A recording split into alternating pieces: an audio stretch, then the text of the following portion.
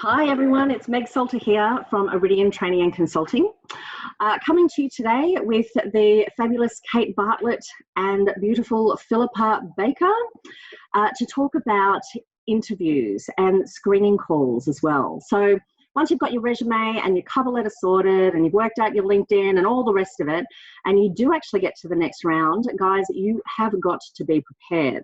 So quick throw over to our experts for an introduction. Philippa, quick intro from you. Yes, hi. So I run my own recruitment business, predominantly in the travel industry. Prior to that, I actually worked in the travel industry myself for a number of years. So I've sort of sat on both sides of the fence in that I have been the hiring manager and also looking after sort of people and performance and coaching my own staff. Now I work on the recruitment side of the fence. So I'm working for my clients to determine, in most cases, sort of the top 3 people to take through to first interview. So I conduct all my own screening calls and all my own interviews. I also go through a lot of interview prep with my candidates and get ready for that first interview step. So I hope that I can share some of my knowledge to empower people to perform better at those stages. Holy crap, that sounds amazing. Welcome. And Kate, hi. Hi Meg, how are you? I'm great. So yeah, I've been a people and culture manager for about 12 years now. I started my career in this space in recruitment for a couple of years. So I've recruited and then I've been in-house, so people and culture manager. So I've recruited in-house. So I have sat in, conducted many interviews, seen some great ones, seen some not so great ones. And I myself have applied for jobs where I've had great interviews and not so great interviews.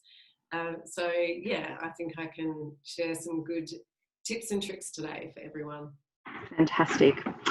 I am excited because if you haven't actually seen the webinar that the 3 of us did on resumes, you should go and check it out, because these 2 actually tell us everything that we need to know, and it's really getting that sort of insider's expert opinion. So I'm incredibly excited, and what I have done is I have come up with some questions that I'm going to throw to these guys, which are basically questions that people have asked me. And even things that I'm just really sort of curious about. And so I'm going to throw to both of these ladies and get their opinion on all of these, which is going to be brilliant. However, if there is a question that you do need answered, please just pop it in the comments. The 3 of us will be tagged in this, and so one of us will get back to you and answer that. And you will be able to reach out to all of us as well. So if you do have a question specific for one of these guys or myself, feel free to contact us as well. So all of the information will be in here. But our first question. So I'm kind of interested in the fact that once you've got your resume, once you actually get in the callback pile, there's still another kind of 2 main processes or 2 main chunks. And the first one is obviously the screening call, and then there is the interview. Now we're in bloody weird times, to be honest with you. So we're going to talk about the screening call first of all, and then we are going to talk about the interview, and we will discuss face-to-face interviews and Zoom interviews as well. But first of all, I want to know, what is the purpose of the screening call? So Philippa, Yep. What do you do? So you've got a pile of resumes sitting there. Yep. What happened? I basically qualified potential candidates from my pile of resumes, and that's why everybody needs to go back and listen to the resume webinar, and prior to that, the cover letter webinar, because that's going to get you through to this stage. Then I'm going to make some screening calls. So really the purpose of the screening call is quite simple. It's to sort of dig a little deeper with that pile of candidates and try and whittle that down to the number of people that I'm going to take through, either as a recruiter to my sort of first interview stage, or put straight up in front of my client because they're ready to go. What I would say to candidates, this is your last chance to get through to the first interview process. So don't mess this one up. And I know the question's coming about how to prepare, and I'm going to give you a lot of information about that. because this is your opportunity to get yourself in front of the hiring manager. Yep, fantastic. Kate, what do we expect from an interview? Well, it will really vary according to the company who's calling you, and whether or not it be a recruiter who's doing that first screen, or whether it be the people and culture manager for a specific role. So it can vary. Generally, I tend to conduct a more casual approach for that first screening call. Because for me, purely, I want to see whether or not you are able to communicate, whether you're friendly, whether you have a nice manner, if you're excited about the role, if you remember the company that you've applied for, you'd be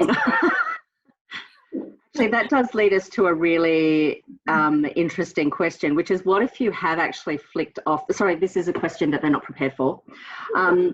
But what if you have applied for 100 roles and then you're getting all these screening calls and you can't remember who? What I mean, clearly you're not going to make a good impression. It's really important that you keep a list of all the companies that you have applied for so that you are aware and you're ready for that if that phone call comes through.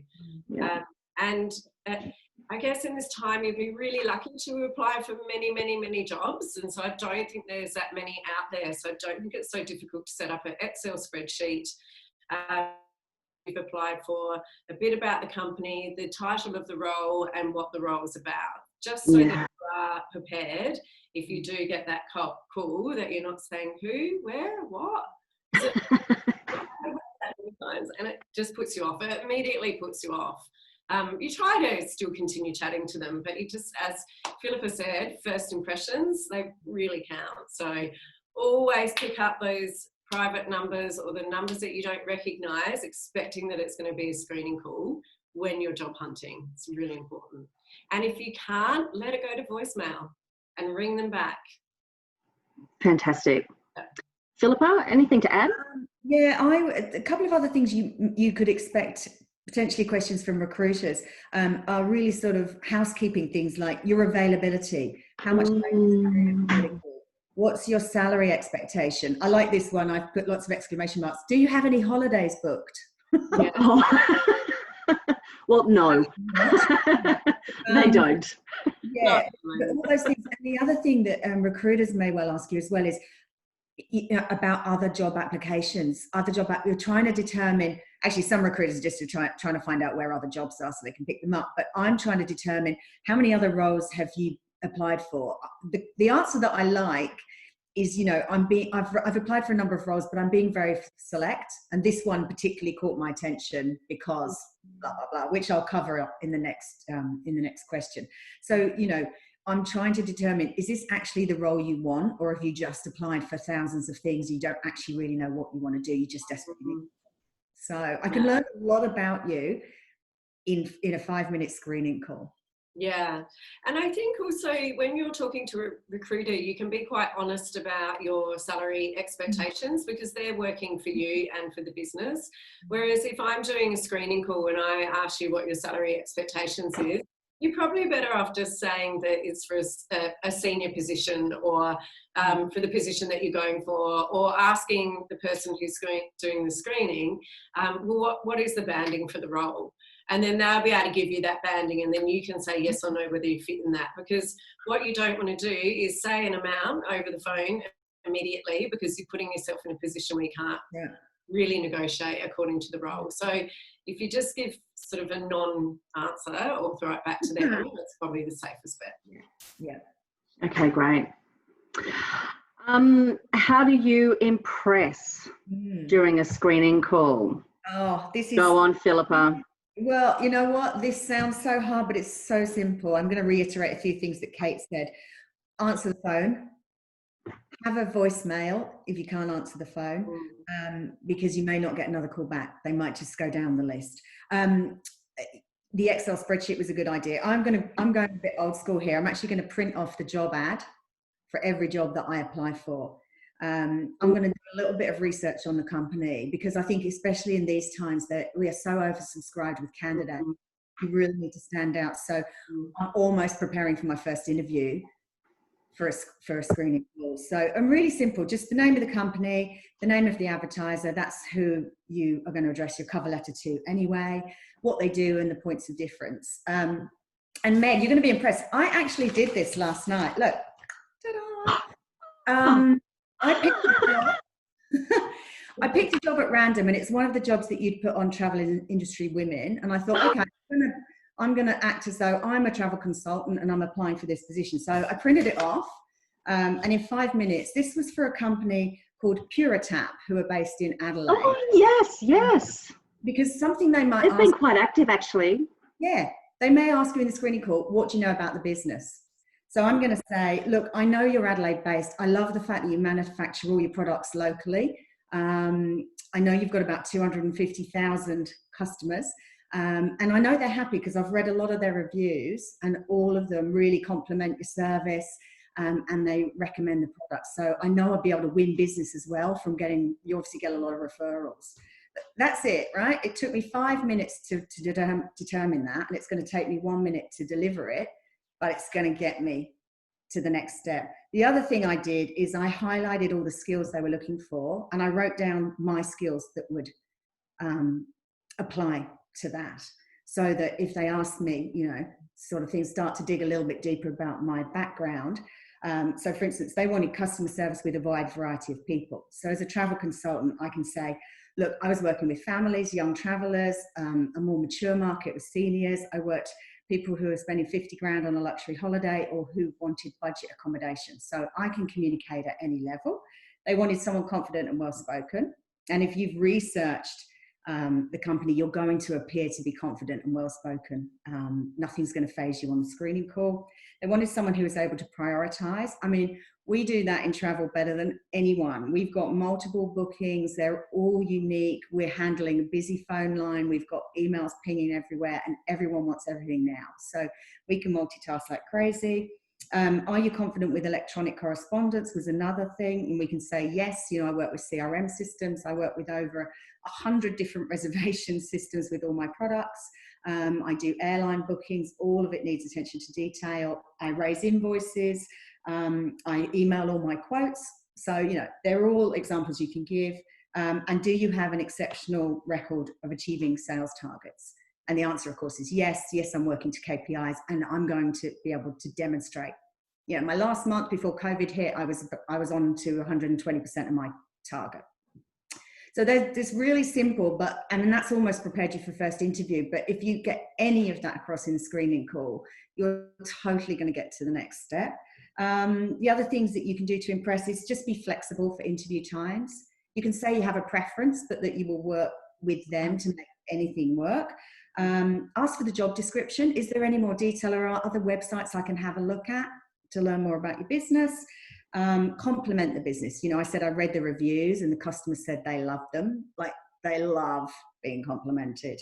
And put some buying signals out. Ask for the next steps. What's the next steps? I say achievements for resumes. Yeah. When I'm talking about interviews and screening calls, I'm just going to keep saying, ask what the next steps are. Here we go. Wow, that's amazing. I hope everyone recorded that so that you can actually just play it at a screening call. Kate, have you got anything to add on that? I just wanted to say as well, to ask if there's anything else you can bring to the interview, and that comes from working with architects in terms of portfolios and that sort of thing. Quite often you need to bring hard copies of things. Yeah. There might be something else that you need to bring. Is there any more information that I need to know? Ask for a follow-up calendar invite, and in that invite, ask for the people who will be interviewing you, so that you can research them before you arrive for the interview. So it's good to research them as well as the organisation that's interviewing you. And that's pretty much it. It's fantastic information from Philippa. That's awesome. Yeah. I do have a couple of questions though. The first one is, if your voicemail isn't your voice, if it's leave a 10-second message and this will be transferred by text. Is that good or bad? No, not great. Great? Not great. I agree. I hate them. Yeah. 10 seconds. I'll tell you what I've got now, and this is purely because I'm slightly dysfunctional. Can't make my voicemail work at the moment since I've got a new phone. But I have an option. If I can't answer a call, I can send them an instant message that says, "I'm really sorry, I'm on a call. Please send me a text and I'll come straight back to you." Oh, that's great. Life-changing. So it's like an auto reply on your phone. Yes, you instigate it, and you can set up as many different messages as you want to say, "I'm sorry, I'm at work at the moment. I'll call you back as soon as I have a break," or, you know, "I'm on a call at the moment. I'll call you back as soon as I'm free." Yeah, it's really good. So it would be second best to having a professional voicemail. Okay, fantastic. Yeah. It's nice to be able to hear the person's voice who you're leaving a message for as well, to get a feel of what they're like. So again, making sure when you record that it's clear, there isn't a truck driving past, we can hear what you're saying, you sound happy and you sound relaxed. Yep. Wonderful. If you do know who's interviewing you, Kate, do you link them in, or is that just a big wank? But not before the interview. Great. But if you do go onto their LinkedIn just to have a little bit of a look at them, is that bad? No, that's great, because then they can see that you've looked them up before the interview. So that's points. Fantastic. Excellent. And the other question I've got is just the next step for you guys. Are you going to organise the first interview then and there, or do you say I'll get back to you with details if you're deemed appropriate? What happens? I can probably tell within 5 minutes whether I'm going to bring somebody in for the next step. Actually, I can probably tell it quicker than that. The fact that I'm calling them makes it, means that they look on paper, they're totally the right fit. So yes, potentially. And for a recruiter, again, this is different because I want to do a more detailed interview with me. I'm not necessarily putting them straight through to the client. I've got to be really honest with you. For full disclosure, I have been known to pretty much conduct a first interview during a screening call. That was where I was going with this. Yeah. So that's why I'm saying be prepared, because the more you chat, the more they may ask you, and they may just think, "Do you know what, this person's so fantastic, I don't even need to do another interview." They're straight up to round 2. That's awesome. Okay, great. Excellent. So screening calls. Oh, by the way, if you do a bad screening call, you're literally straight in the bin? If your skills are there, and I think perhaps you were just nervous, then there may be another opportunity. I may think, I think this person's got something, but they hadn't done any research. Then I might go through the interview process. But in a market where we are oversubscribed with candidates, you need to get it right. I think you're right. If there's a very specific skill that you're looking for, which is hard to come by, then if you don't do such a great screening call, you're more likely to get the interview. But if it's for a role where we have 500 candidates, then unfortunately that has to be part of the process, just due to time. Just don't have time. Yeah. Okay, fantastic. To do as well when you have the screening call is to, if this person's ringing from a private number, ask them for their direct line, and if they would mind, if you think of anything before the interview, if you can give them a call. And so then that way you are able to make that call again if you need to, or if you think that there's something that was missed or you weren't sure about, then just give them a call or shoot them an email. And it's really good to have that person's number. Fantastic. You're running late. Oh, you won't be running late. You won't be running late. Great. Okay. So we've done a great screening call, and now we are going through to first interview. So what's the purpose of our first interview, Kate? Well, the first interview is to talk about yourself, your experience, to learn more about the company, to learn more about the role. You will hopefully be meeting the person who will be your leader. Hopefully that person will be in that first interview. At least your direct leader should be in that first interview. Mm-hmm. And the purpose of it is a chance for them to get to know you, to see if you're a culture fit, to see whether there's that synergy between you and the people interviewing you, and to see if this is the sort of company that you would like to work in. The great thing about having that if you go in physically as opposed to over Zoom, is that you can also see where you're going to be working, what the premises look like. You might even be so lucky to get a peek if you can see, you know, people working. Is there a buzz there? I know we're in times where perhaps there's not so many jobs, but it's still important for you to understand how you're feeling. And also the other thing I forgot to mention, when you have the pre-screening call, ask them about the dress. Like, is it casual? Is it just, because it's important too, because I would always say go over what you're wearing, go dressier if you're not sure.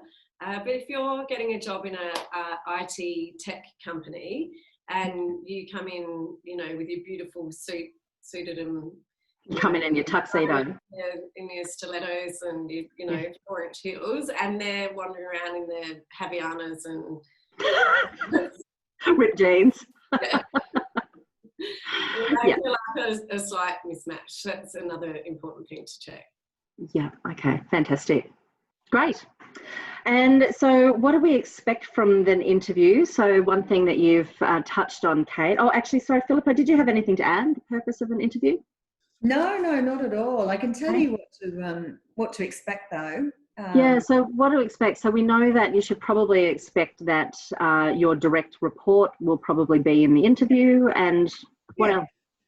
I would suggest expect it to last up to about an hour. It really depends on the level of role, but 45 minutes to an hour. A quick interview doesn't always mean it's been a bad interview. Right. It might mean that you are just such a great fit. You're through to the next stage. I think you could expect to meet multiple people, and that might throw you. So be prepared for that, because you may meet your team leader or your hiring manager, and they're going to concentrate on your skill set. They're going to talk through your previous roles. They're trying to look for synergy with the role that they have, and how you have performed. Whereas if you're meeting HR or people and culture, they're going to be looking more at your cultural fit, and they're going to want to work out, how do you operate? How do you like to be managed? Are you going to be a good fit within the business? Is there longevity in this? So HR, I think, are trickier interviews, because you're not just relying upon your skill set. They want to know what you're like as a person. So be prepared for those questions as well. But Kate probably give you a bit more info in sort of about the questions that you're going to prepare for. Brilliant. So Kate, what should we expect? Anything to add? Just to, when you, well, for instance, someone might come in with a piece of paper and they're just going to go through the questions that they have selected, and they might even sit and write them down, so don't be put off by that. Someone might just interview off the cuff and be a very casual interviewer. So there's lots and lots of different styles of interviewing. So we just expect the unexpected in terms of I would also recommend that you listen to the question that's been asked, because quite often you'll have it in your head of what you want to say and get across. And you may not be able to do that necessarily in that question that's been asked of you. This is what I find, people quite often will go off topic. So make sure you bring it back and listen, and then when you've answered, then you can ask them whether or not that answered the question for them, or would they like any more information. I think it's good to clarify that. Great. I mean, I do it myself. I get all excited and then I go off on a tangent, which I'm probably doing. And then I suddenly think, did I even answer the question? I don't even know what even was the question. So just try and keep it brief if you're a bit of a waffler like I am. And if you're someone that is a bit nervous and doesn't like talking too much, try and give examples. So don't just answer yes or no. We need to see examples of when you did this thing. Examples, do you have this skill set? Yes. Well, what are the examples? How can you demonstrate that you have those skill sets? So that's really important. Prepare for those sorts of things as well. Fantastic. So in terms of impressing, actually, I'm just going to skip to what questions we should prepare for, first of all, because I think we've kind of already touched on that. But do you guys want to just go through really common questions? And I'm kind of getting the sense now, listening to you, that we probably shouldn't be over-prepared, because you might not get the questions that you actually prepare for in terms of sort of writing answers to questions. But I think it's really good to have an idea of what the questions might be and what your answers would be if they do come up, and how you can tailor them. So what do we expect? What questions do you guys ask?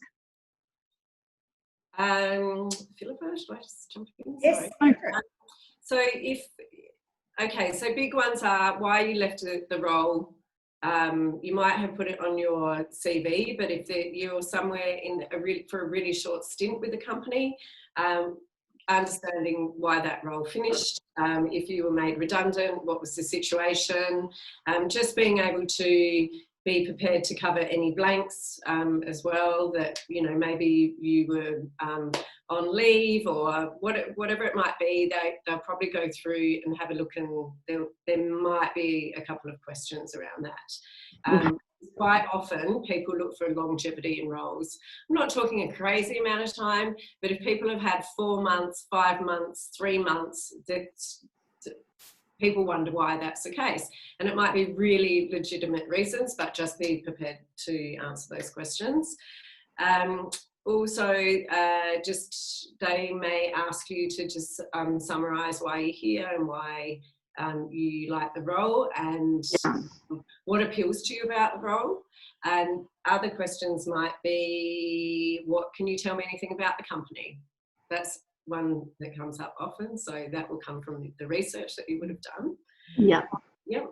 And the other one I wanted to mention is companies do still sometimes ask the question around weaknesses.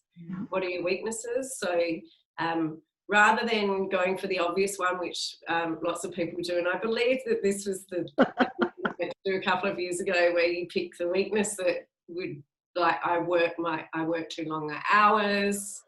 I'm way too. My work ethic means that I miss out on everything in my personal life.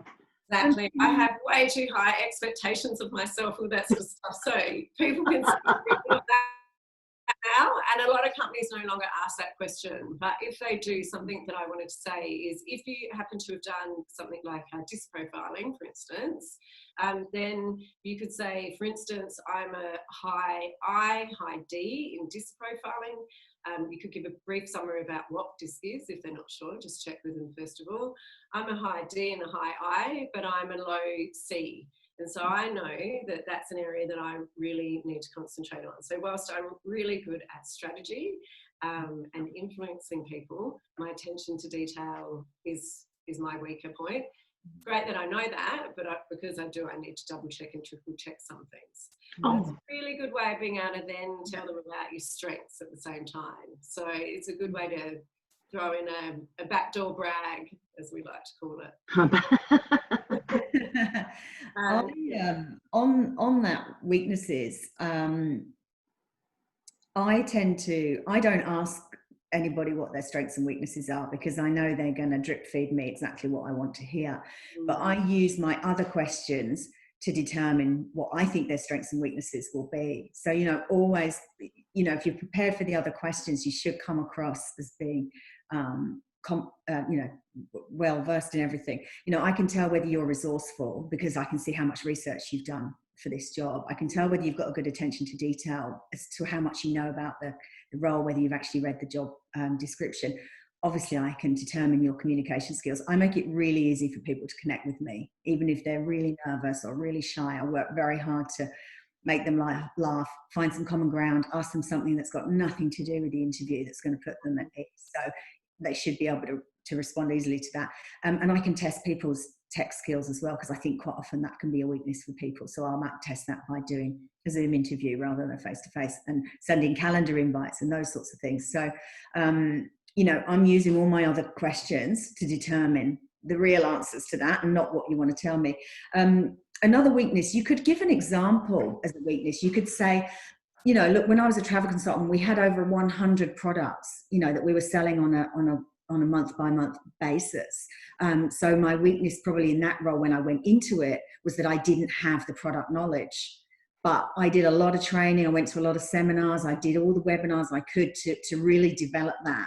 And I felt that when I left, I was really knowledgeable about a lot of things. So you could, I don't know if that's dodging the question, but it's probably a decent answer. And you can also say, I think you can always say, you can laugh and you can say, nobody is perfect. I don't have any glaringly massive weaknesses. But da da da da da.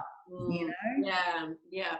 And also, the thing to remember as well with some interviews is that the interviewer isn't sometimes very skilled, like you are, Philippa. So whilst you it's not always Philippa.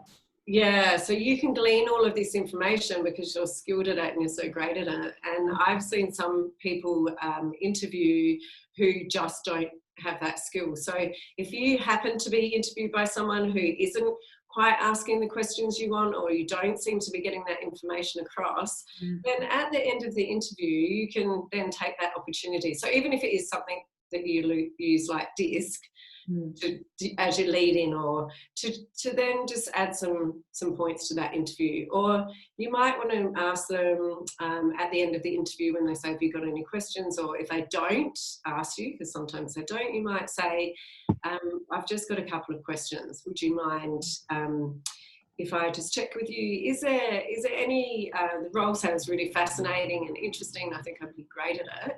But I'm wondering if there's any way that it can be slightly expanded if I've got skill sets that I think might add to that role. So for instance, what I have done in the past is X, Y, and Z. So I'm wondering if there's any room to do that. Or I would love to be able to do that if that's what the role entails, or you can see that. It's just a good way to try and get that information in that they've missed. Or to add to it, or if you are using DISC, for instance, you can add to it there. So yeah, it's sometimes you can be interviewed by someone who just doesn't know how to glean that information. And that is also where, jumping ahead here, the follow-up email is always a great opportunity to throw anything in that you feel was missed from that interview. So as soon as you get out, write down the notes of what was said, what was great, what you enjoyed, and then anything about yourself that you feel you didn't get across. You know how we all leave and go, oh, yeah, today about this webinar. Oh. There's a couple of other questions that I would prepare for. Probably around weaknesses as well. They may say, give me an example of any feedback you've been given by a manager over areas where you need to develop and what you've done to develop in those areas. So, they might be quite specific. Good interviews, good HR interviews. They always say, give me an example of, or one of your achievements is, I don't know, I got promoted within 12 months to team leader. Give me an example of what you did and what you achieved to win that promotion. Or give me an example of the way you manage people. Or if you're going for a leadership role, they might say, give me an example of a time when you had to manage someone out of the business. Because all those sorts of things. I'm going to ask, what skills do you think are going to be important for this role? So, really have thought about what you're bringing to the role. And also do a little bit of research on your last company, because they might ask you, what was the turnover of your last company? How many employees did they have? What were your KPIs? What were your sales figures? And I'm actually, how do you deal with conflict? HR always asks that, because they don't actually want to know how you deal with conflict. They just want to know whether you've had any conflict in the workplace. So don't allude to any. And they also might ask you how you like to be managed, which can tell them a lot about you as well. So good answers are things like open communications. I think being able to respond well to feedback is really good. I take instruction and I respond to feedback. And I'm going to ask Meg this question, because I've got a client who always asks my candidates, he'll know who he is if he's watching this, give me 3 words that describe you. Oh God, I hate that. My words would be passionate, enthusiastic, and courageous. Great. There you go. That would not get me a job. 100%. They'd be like, And now give me three words that your previous manager would use to describe you. Oh, gosh. Well, that's not fair, actually, because that was 18 years ago. Doesn't matter. Oh, God. I'm not prepared for this interview, clearly. Okay, they would say that I was passionate, enthusiastic and courageous, actually. Brilliant. Yeah. Good. Continuity. And I was probably quite hard to handle. Yeah, don't say Robbie that. Blacklock. Yeah. You didn't get the job, but no. They want to meet you for a drink. Yeah, that's right. The last question that you may get asked is whether you have any questions, so you can be prepared for that. And again, at that, I would say, I think you've covered everything, or as Kate said, there might be things you want to follow up with. But if it's been really good interview, you can say, look, I think we've covered everything, but I'm curious to know what the next steps are in the process. Yeah. Fantastic. So always next steps. So I do have one little thing to add. One of my girlfriends, she was working in procurement at ANU, and she was doing heaps of interviews. And because I've gone down this sort of empowerment warrior in the women's sort of movement stuff, I was talking to Kelly just about the difference between when females interview and when males interview. And she said, men, it's more of a discussion, and I feel like I'm being interviewed as well. With women, it really feels like sometimes they're sort of deers in the headlights. She said, but it's almost 100% of the time when we get to the end of the interview, men will always negotiate on pay. They will start to negotiate on salary. So they'll always sort of take it there. And that's what their questions tend to be about. And she said she's interviewed some amazing women, and she gets to the end of the interview. She's like, have you got any questions? And inside she's like, ask the question, right? The salary is negotiable. And women never do.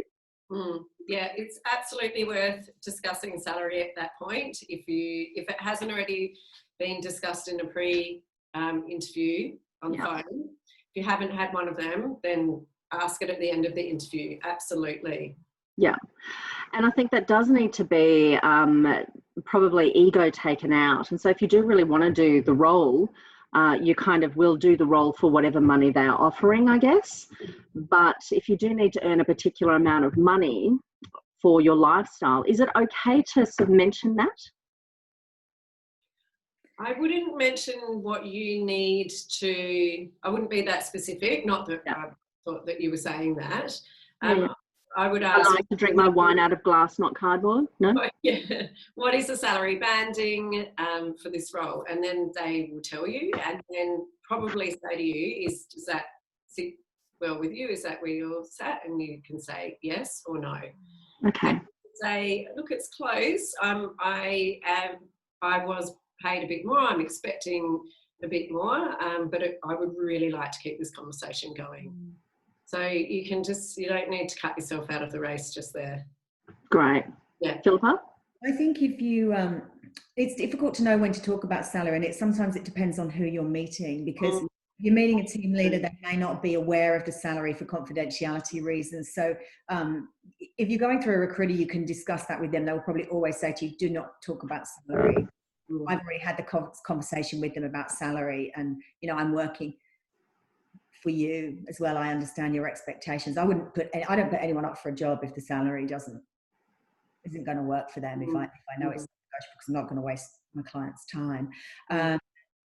If you ask too many questions around what are the hours, do you do days off for this, do you give this, do you give that, you may come across as wanting too much and not being flexible enough if you're worried about the shift times and how many Saturdays would I have to do. So just be a little bit careful as to whether, how many of those types of questions you pose at the interview. That's certainly what you can do when you're starting to get a little bit deeper into the process.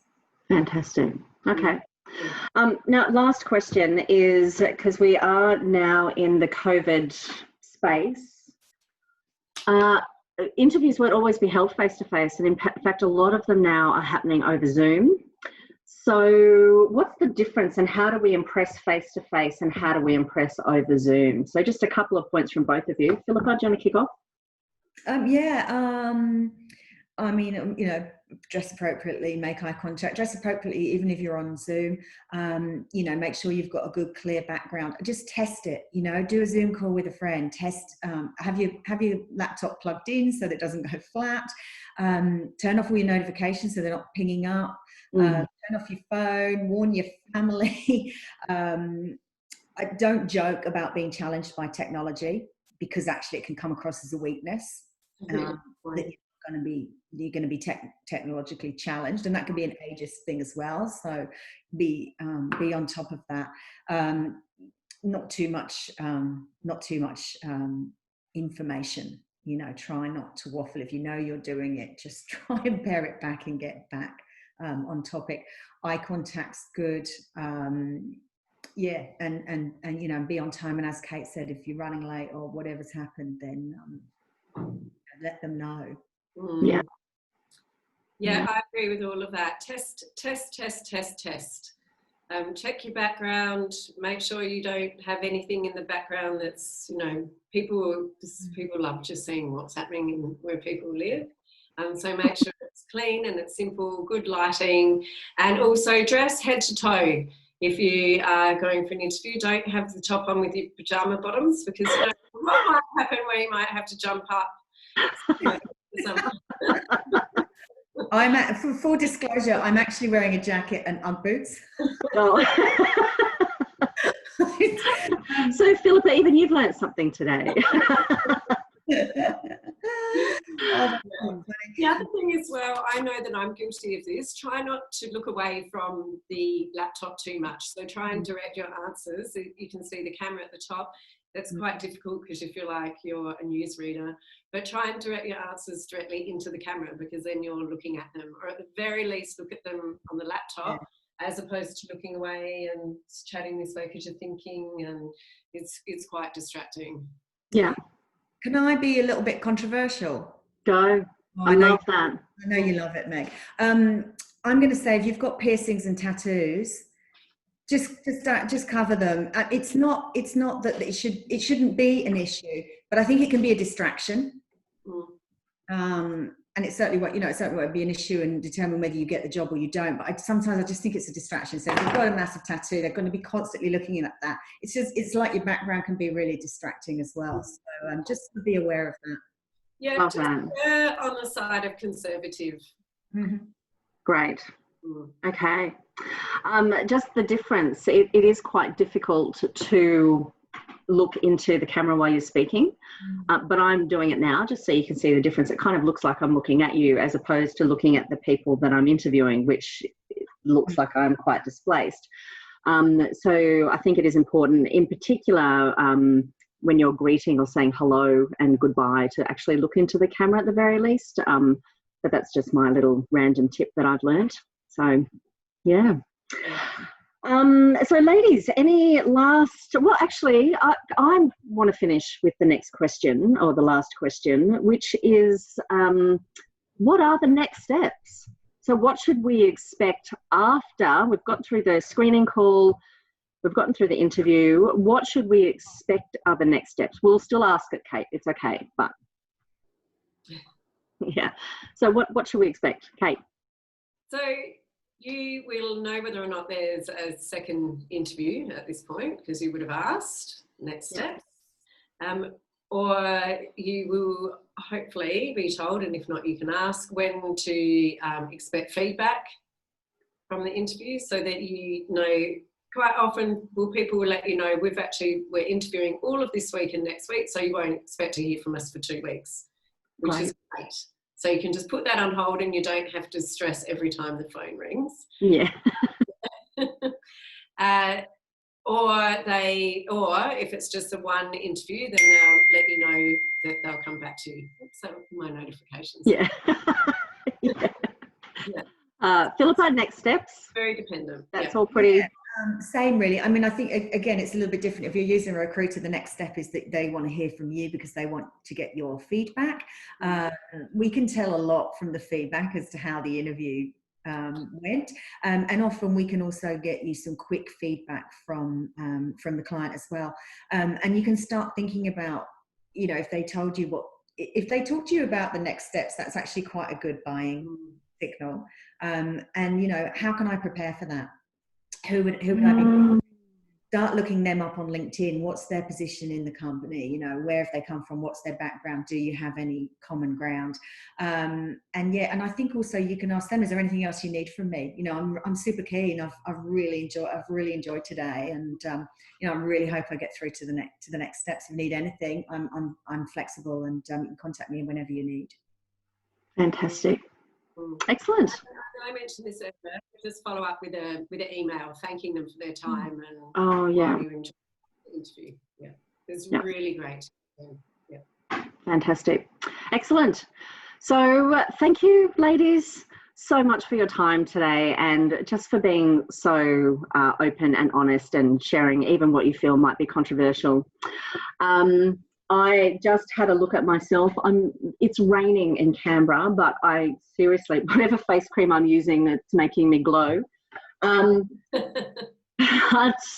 I just want to sort of finish with the just the point that, you know, once you've done your cover letter and your resume, you know, as Philippa says, it should make you sing and your experience sing, and it does have to still tell the story.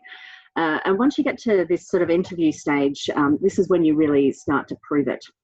And I love that saying, you know, when people show you who they are, believe them. And I think this is your opportunity to really get the recruiter and the company to really see who you are on a more holistic level. So make sure that you are yourself. Yes. And make sure that even if you are nervous, that you can still just be completely honest about that and very open. And just remember that you are being interviewed by people as well. And those people also go for interviews, as Kate mentioned, and they do want to make you feel comfortable. So best of luck. Yeah. We will be in touch with some more information and some more webinars as time goes on. But I really hope you enjoy this. And just remember, if you do have any questions, if anything has arisen, or you do want to reach out to any of us, all of our details will be in the bottom. So thank you, ladies, for your time. And thank you, watchers, for your time. I hope you have learned as much as I have. Thanks, Meg. Thank you.